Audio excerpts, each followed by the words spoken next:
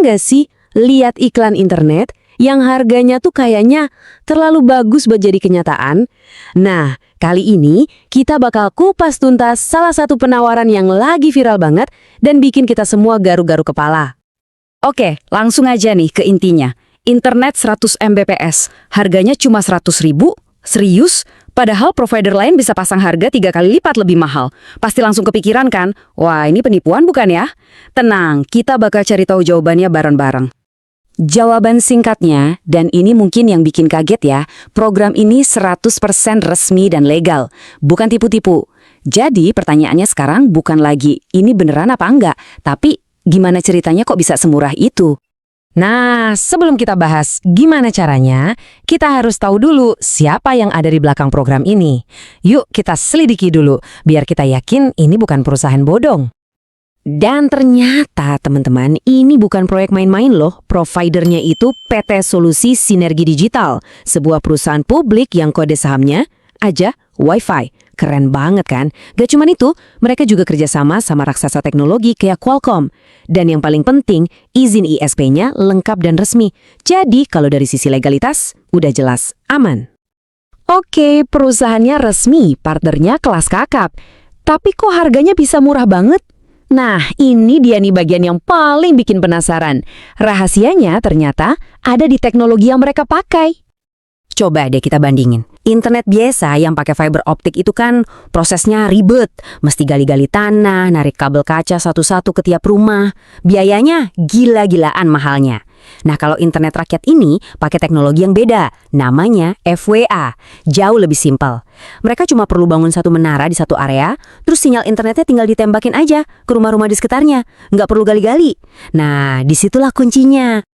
Biar gampang bayanginnya, ini tuh kayak mereka bikin satu hotspot wifi super gede buat satu desa atau satu kampung. Jelas dong, biaya bangun satu tower itu jauh lebih murah daripada gali-gali kabel buat ratusan rumah. Makanya, harga jual ke kitanya juga bisa ditekan abis. Nah, itu dia rahasianya kebongkar. Oke, jadi programnya beneran ada, teknologinya juga masuk akal. Kelihatannya sempurna ya. Tunggu dulu. Ada satu tapinya nih, sebuah detail kecil di iklannya yang sering banget kelewat. Coba kita lihat lagi. Nah, ini kan yang kita lihat di mana-mana. Kecepatan 100 Mbps. Wah, kedengarannya kenceng banget. Tapi, coba deh perhatiin baik-baik. Ada satu kata sakti yang jadi kunci di sini. Kata itu adalah hingga atau up to. Apa artinya? Artinya, 100 Mbps itu adalah kecepatan maksimum. Kecepatan teoritis yang mungkin bisa kamu dapat kalau kondisinya sempurna banget. Misalnya, jam 3 pagi pas gak ada orang lain yang pakai internet.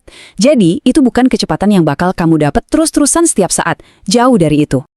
Terus, kenyataannya gimana? Ya, karena satu menara itu sinyalnya dipakai keroyokan sama banyak rumah, kecepatan yang bakal kamu nikmati sehari-hari itu ya realistisnya di angka 30-60 Mbps. Ini penting banget ya buat dipahami, biar ekspektasinya pas dan nggak ngerasa ketipu. Terus, berarti ini jelek dong? Oh tentu tidak, sama sekali nggak. Coba pikirin lagi deh, dapat kecepatan stabil di 30, 40, atau bahkan 50 Mbps dengan harga cuma 100.000 per bulan, itu sih tetap murah banget. Jadi intinya bukan di angka 100-nya, tapi di value for money-nya yang luar biasa. Nah, disinilah ceritanya jadi sedikit rumit. Programnya sih asli. Tapi justru karena lagi naik daun dan banyak yang minat, ini jadi lahan subur buat para penipu. Bahaya yang sesungguhnya bukan dari perusahaannya, tapi dari oknum-oknum yang mencatut namanya. Modusnya itu klasik banget, tapi sayangnya masih banyak yang jadi korban. Gini caranya, mereka bikin akun palsu di WhatsApp atau Instagram, ngaku-ngaku sebagai admin internet rakyat. Terus mereka nawarin jasa pendaftaran.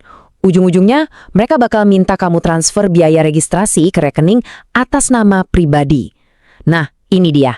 Ini red flag-nya, tanda bahaya paling besar. Jadi tolong banget ingat aturan main ini ya.